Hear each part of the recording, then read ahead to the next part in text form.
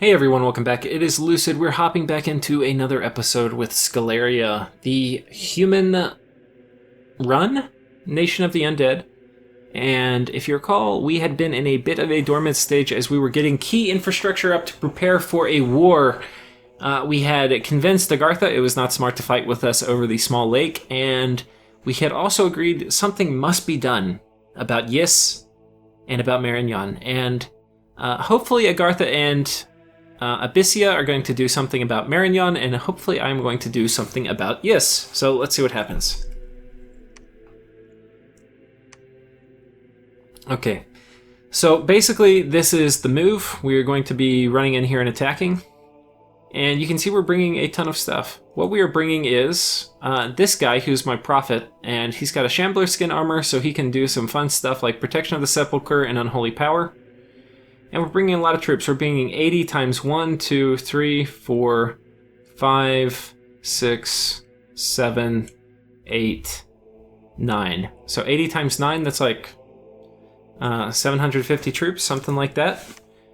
There's 6 druids, so this probably means he's got a pretty big army. He's got... yeah, I don't know. There could be an army here too. But yeah, we're going to bring basically everything we have, and we'll see what happens. Hopefully we win. But it's always hard to say. We're also going to put this fort under siege. Oh wait, no. We're going to ping this to see what he's got. I don't know where his big army is. He definitely has a significant army here. I don't know if it's his big army. He may also have one defending this fort. I'm also going to attack this with some raiders. And that's basically the plan for now. We're going to probably raid up in here. And then try to take a big fight. If we can win a big fight with Yis underwater... that's basically, he's gonna just crumble after that, so that is the plan. Find any sites? No. Let's go through messages. Message from man, that's what it looks like from my end, unless he has some nasty surprises left for me or is planning on doubling back. I should have everything back under my control in the next turn or two. Thank you for your cooperation. Agartha seems to think that all was lost and announced to me that he would come to claim my lands before, and capital before Yis did. I've informed Yis that Yis redirected his forces away from me, and I hope this dissuades him from attacking me. We had a nap, so it would be a few turns. I fear he is desperate to go on the offensive, though, and I'm his only target after last month's round of diplomacy. Ironic, since it started as an effort to protect me from Yis. I think my only diplo solution will be to offer him a piece of Satis's pie, although it was Satis who pleaded for his help against me in the beginning. So anyway, this is kind of a little bit ridiculous diplomacy. Satis is the one that got Agartha to attack Man, and then Man's trying to sell off some portion of Satis's lands to Agartha. But that is basically what we're looking at. And then, good luck against Yis. May I ask... if you're planning to move on land or into water or into both, in case I don't have to deal with Agartha, I wouldn't want to bump into his armies. Okay, we got some blood slaves, nice, and then the disease is spreading, which is, of course, what you always want to see as an empire, or as an emperor, that disease is spreading throughout your kingdom. Whew, been talking so long, I feel like my, this is kind of like a recording marathon. I'm starting to get a headache. I'm like slurring my words. So anyway, the diplomatic situation is now Agartha has basically said he's ending his nap with Man and he's going to invade, which probably makes sense. I think it would make more sense to team up and attack Marignon from a game state perspective. If he can get Abyssia to join in, which I'm not sure he can, but anyway. Attacking Man is a weaker target. So if it's Man versus Marignon, you would want to attack Man if you don't have an ally. Like right now I'm busy with Yis, I can't attack Marignon. But if you could find an army, it would be better to attack Marignon. But if Abyssia just wants to kind of sit in a sandbox, it's probably better to go ahead and attack Man. Because Agartha does need to make a move. It's mid-game. It's time for him to do something. And we're going to make our move. We're going to attack here, and hopefully that will work. And I think that's about it for this turn. We're getting close to enchantment being done. I was going to run up thaumaturgy. I decided instead to run up construction. A few reasons for that. One is I want to go ahead and get some of the astropath boosting stuff. Eventually, I'm going to want crystal coin, which I'll have to empower my Earth Lady to do. I want thistle maces also. Thistle maces I can't make yet, but as soon as my pretender spawns, which isn't going to be too long from now, we're on turn 26. So probably in the next few turns, I will probably be able to make thistle maces, and then these guys will be nature 2, and they can do horror specs instead of walking around site searching. And I think there's a couple other goodies. I can't think at the moment what they are that I'm going to want construction for. But anyway, that's kind of the plan. Also, maybe some assassin gear. I think I'm also thinking, like, maybe I get some assassin gear and give it to him. Like, you can see I'm making a handful of acorns. Yeah. So let's go ahead and see how this goes. That was turn 26, so I think we're on to turn 27. And the war with Yis is on. Marignon is attacking Yis, and you can see they had no trouble. I'm attacking Yis. Here is a big group of undead versus PD. We shouldn't have much trouble here.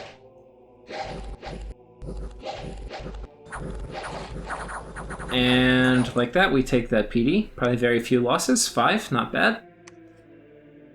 Here we are pinging Yis's fort. He's got nothing out, so we'll probably attack that next turn. Here we have our big swath of undead with basically no mage support, but we do have... where is he? Our Centurion, who can cast all of my unholy buff stuff to get our MR up, so we don't hopefully succumb quite so badly to banishment. Now, if we take a look at Yis's army, he's got a lot of Mobark Knights. Not something you really want to see. We've got, it looks like about 50 of them, maybe 60, 50 probably.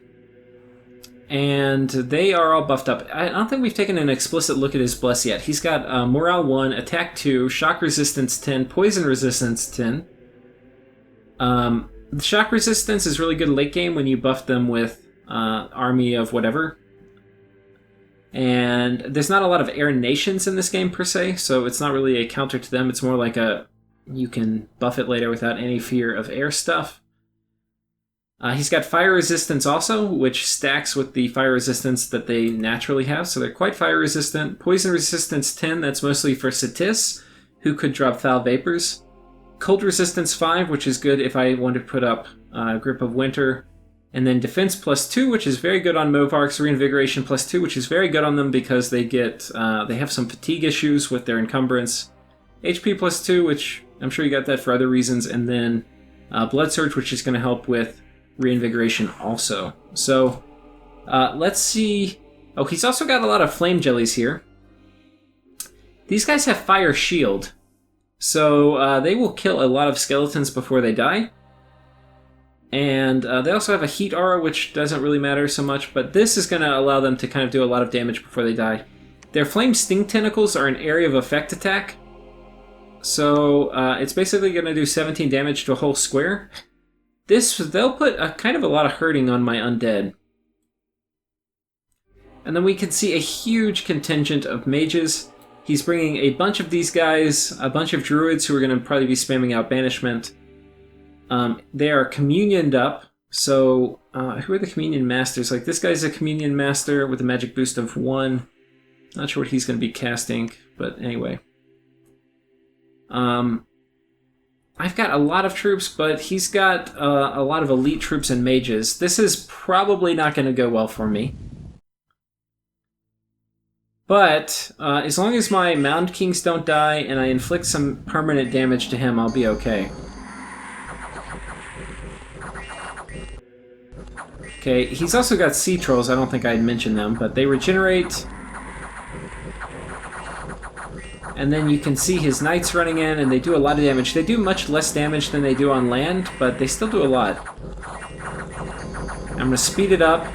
We see Banishment coming down. I'm doing Protection of the Sepulchre. And basically, I don't think I've killed too much. I've killed, it looks like, some of the Sea Trolls. But you can look at these guys. You can see they all still have Glamour, which means I haven't really hit them. And there's a reason for that. My attack is like 8, and their defense is 21. It's the odds of hitting them, and then once I hit them, I still have to go through Glamour. It means I don't even know if I've popped anybody's Glamour, much less damaged them. So yeah, I'm probably going to lose here.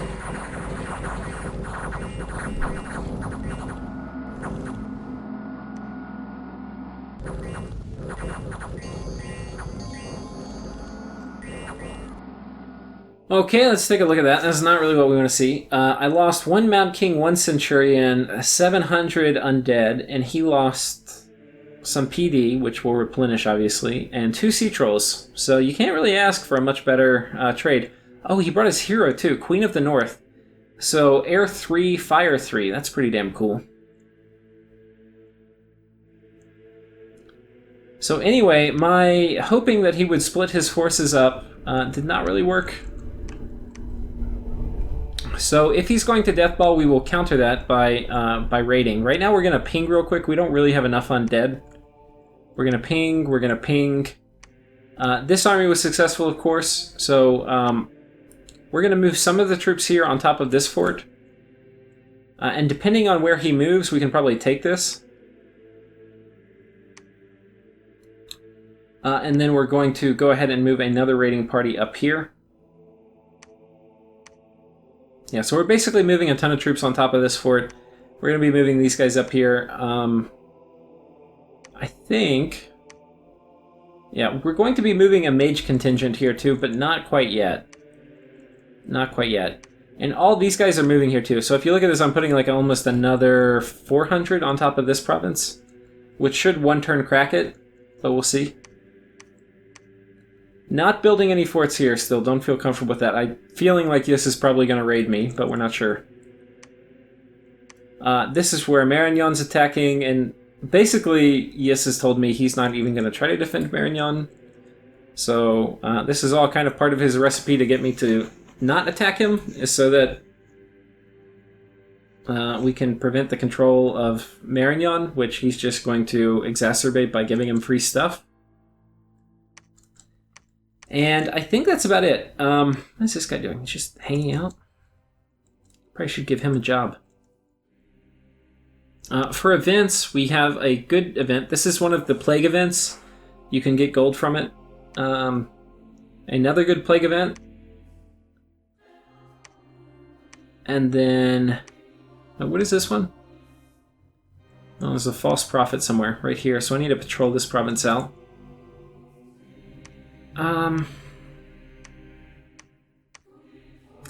So that is basically it for this turn. That was not what we wanted to see. What we were hoping is, I don't know, maybe like 20 Movark Knights instead of 60. And we would have had a shot at beating them. But anyway, yeah, we found the Mother Lode, and not really happy that we did. So we'll try fighting them on land and continue to raid. That's basically going to be our MO. And we've kind of talked with Marignon, and because they did tell us that they were going to attack offline. And we were like, okay, well, you can, I guess, take the small island and then Pangea's Cap and this stuff, and then we're going to get, like, all this stuff, I guess, which is close to the southern part of the island. But he can have the cap. Maybe we'll take this too. I don't know. Because I already told them, like, you're really big. I'm not super interested in you attacking and getting all of Yis's stuff. But anyway. Especially, like, I'm going to be doing the heavy lifting, obviously, since Yis has taken all of his troops everywhere and pulled them to defend the ocean, which is a smart move, by the way. Because if he didn't take everything, then I would take his cap, and then that means no more Movark Knights. So with that, I think we'll move to the... Wait, what turn was that? That was turn 27. So I think that means we're going to move on to turn 28. That will probably be the last turn for the episode. We found a magic site, an enchanted well, which I think is a Water 1 site. I did not know that. So that's good. That breaks us into water. I really need that water income. I've been alchemizing pearls for all the water stuff I need, which is not something I really wanted to do, but it's something that I did do. Okay, we've gone and pinged, so this is just Shark Tribe troops, which are pretty actually tough. And then here, we tried to assassinate... Oh, I think we attack moved instead of assassinating, so whatever. This is the end of our assassins. We're done with these guys for a while. We pinged here too, and this is just PD. And then here... we pinged, and this is the fort, the province that we actually just had that big battle in, and Yis has decided to stay there, interestingly enough. Marignan is continuing to attack Yis, and they've taken this, which I'm not very excited about, because they said they were just going to take this stuff up here. And it seems we bumped with them also.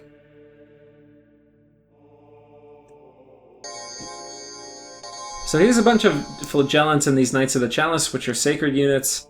And basically they've got solar weapons, so they're going to chew through my undead. Fire resistance, so they can drop nasty fire magic later in the game, like Firestorm, and these guys will be fine. And what else they have? Blood Surge. Yeah, so these guys are pretty tough. Yeah, they will not have any trouble dealing with my undead. Hopefully we rout. Yeah, okay. So that's annoying, because he said he was not going to come down this far. So anyway, whatever. We're going to... It's not Yis's anymore. But whatever. We're going to take this. If he wants to fight me in darkness, that's fine. I'll probably have a much better chance at actually doing some damage. I don't think I even hurt him there.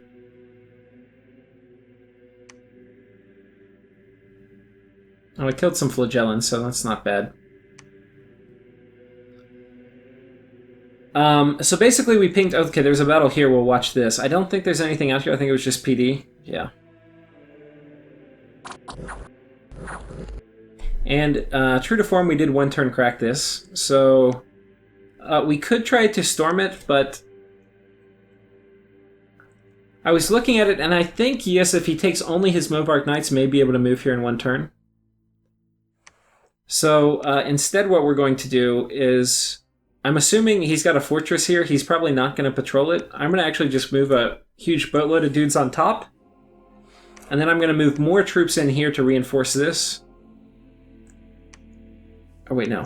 I'm only leaving this guy, one guy on top. I'm moving a boatload of troops in here, which I'm not totally sure why I'm doing. I think in case Marignan's attacked me. I'm not... Well, that doesn't even make sense. Why would I do that?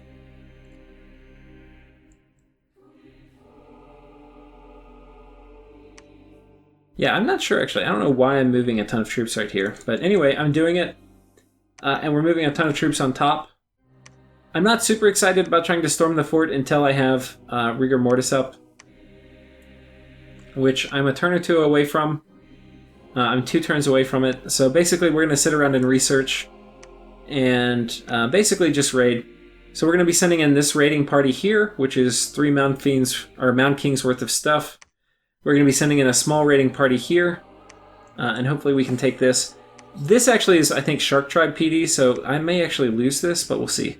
And then this is, I think, Turtle Tribe, which should be a little easier to take, but anyway.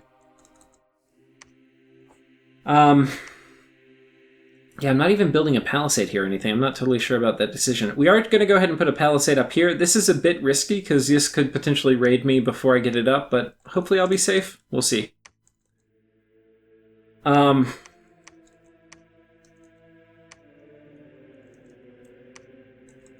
Not sure if there's anything else I really want to cover in this particular one. Oh, I'm making ghouls in all of my coastal provinces. I don't want him to be able to raid me or siege down my forts. Where the hell are all these guys going? Okay, so the other thing too, there's a few things actually that are worth noteworthy, or worth talking about. One is, this is one of my big recruitment centers. It's also an income spot, so it's highly likely Yis is going to like move an army here to attack. If they do, I don't want all my mages inside, or my priests inside my fort, because they cannot reanimate. Having mages inside is actually okay if I've got a lab, because they can still research, but priests cannot reanimate. So we're going to keep some here in case I want to crank out more ghouls later, but most of my guys we're going to go ahead and move them to my cap, which is going to be much more difficult for him to move troops on top of. And it's also where I end up making a lot of my Mound Kings anyway. So we're going to be moving guys here kind of as I get too many of them. We're going to move them to my cap, where this will kind of be where a lot of my skeletons get created. And yeah, that will prevent basically having skeleton production shut down by raiding. This guy's researching. I probably should send him outside searching, though I guess there's not too much more to do. And yeah. You can see this infrastructure is coming up in the bottom of the map. We're making a fortress here. This is already a fortress. This is now castled, right? So it's 500 wall strength. This is castled too, so it's 500 wall strength. I don't think I'm castling these yet. I'm going to be focusing on getting a few more palisades up. I've turned this into a research center. I'm also getting elephants here. Elephants are going to be okay against Movark Knights, though not great. And then I'm making archers here, and hopefully archers can pop glamour. That's kind of the thinking. But yeah, I've got kind of a lot of Rotarius too that are running around. And they're going to be much better against Movarks than these other guys. So anyway, that's basically this turn.